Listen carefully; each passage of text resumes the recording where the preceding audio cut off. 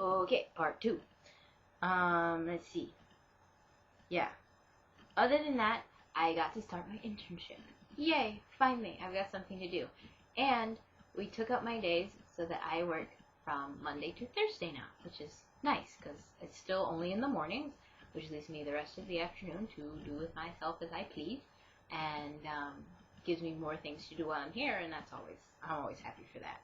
So first of all, I got to meet up with the woman that I'm teaching under, and we spent a long time one afternoon before we actually started the classes, and just talking, and mostly so she could get used to my accent, because she lived in Ireland for about a year, and so that's where her English comes from. So she has her accent is actually really good. She sounds more like a Brit than anything else. But she was trying to get used to my accent, and she's like, I'm always nervous at the first class, and so, we got through some of her nerves just getting used to talking to me and everything. So, I spent a lot of time doing that. And then what we have is on Monday and Wednesday, we have 3 hours every time. Monday, Wednesday, we have the first class is 2 adults plus 1 high schooler. They're our most advanced class. Then we have 2 really little kids, as in one is 6 and the other is 8. The 6-year-old, the parents really want him there for reading because he's behind on the reading. So she takes him and works with him because it's like, they want him to read Spanish. Of course, I can't really teach that,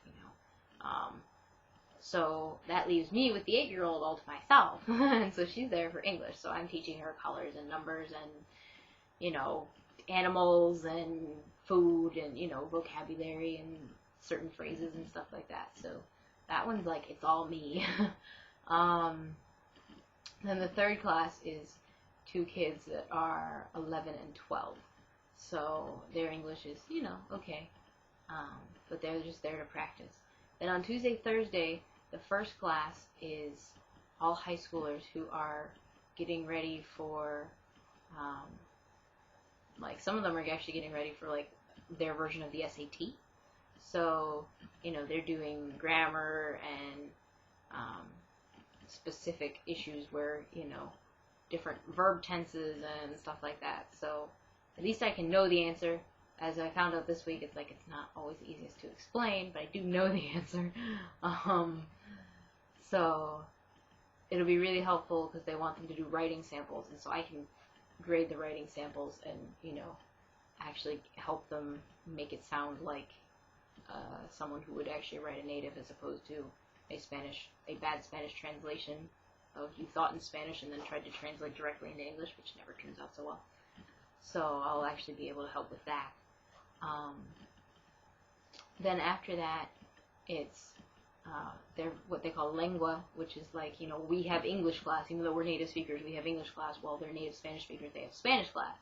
So they've so far just been working on grammar, so I'm learning about the different ways they break down grammar and what they call prepositional phrases and the predicate and objective complements and all that stuff. So it's kind of fun, and I pick up some new vocabulary and some new ways of speaking as well, so it's good for me. And then the very last class is French, basic French. So I can actually help with that too, because I know French. I did 3 years of French. So basic French, I can teach that. So yeah, so far I've really enjoyed it, surprisingly, but really enjoyed it. And I'm hoping I continue to say that as the weeks go on. But I do. I like the woman that I work with a lot, and so far all the students are a lot of fun too. And beyond that, I have my own personal English student who is a friend of the family here, and they do wine. They have their own wine vineyard, and they market their wine internationally. They have a very specific sort of wine, and it's a very high-end wine at the same time. And so she's going to England for, I think, the whole month of August. So she wants to have classes more or less every day throughout the week, except the weekend, obviously. And she's actually paying me. So I get €10 every time I go over there to teach her, and she just wants conversation. So we do, the first day we just did a bunch of talking to see where she was and get her used to my accent, and then we did, we write down whatever comes up in conversation, some certain phrases or vocabulary and things like that. and then we'll start fine-tuning, and I'll start researching words and, you know, typical phrases that they use in the wine industry so that she can talk about that. Yeah, so that'll actually get me a little money on the side, which will be nice. Let's see. Other than that, let's see, I talked about Thursday nights. And so is she. Oh, soccer. Has anyone been keeping up with the World Cup? They are crazy here. Spain has never in its history even made it to the semifinals. Now it's won the semifinal and is in the final. And the game's tomorrow, and everyone's going berserk. Seriously. They had everything, like, there are flags. Everyone has flags on their car, out the windows, in their stores. Everyone's wearing jerseys. What else do they do? Like, the most random thing that I saw was on the news. They had hamburger patties. They don't really even eat hamburgers. There's nothing they do here. But they were having hamburger patties, and they were red and yellow and red, striped, like the Spanish flag. Hamburger patties. And I was like, what in the world? You guys are really insane. Like, the whole country is just ecstatic about this. When they won the last two, like, the semifinal game, like, to get into the semifinal, and now that they've won the semifinal game, even in my little town, there's, like, cars come through, bah, bah, bah, bah, as soon as, like, they won. And then you hear people, like, yelling in the streets, and they're like, oh my gosh. And the thing they're always saying is, yo soy español, español, español, which is, I'm Spanish, Spanish, Spanish, but, like, you know, they're proud of their country. Like, it's just hilarious. Little kids parading through the streets with flags and, you know, cars down there. Oh, it's just funny. So, the big thing will be tomorrow. We move church back an hour, well, half an hour, so that we can be in time for the game. So, that's going to be really fun. I went to the beach again with church folk, and there's some pictures of those on Facebook that someone else put up, and that was just fun. We went on Tuesday and spent the whole day, and we went to a different beach, the better one, they tell me, which it was better than the one we went to with the riding stuff.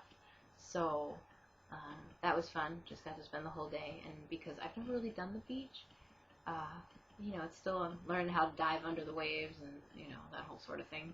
But it was a lot of fun, and I really enjoyed them a lot. So, I think that's about it. This weekend is going to be just soccer, and I got to ride this morning, and I'll ride tomorrow as well, because Jose Antonio is going away for the weekend and asked if I would exercise the horse. So I'll be doing him both Saturday and Sunday, and that'll be good. And, let's see. Yeah, I think that's about it.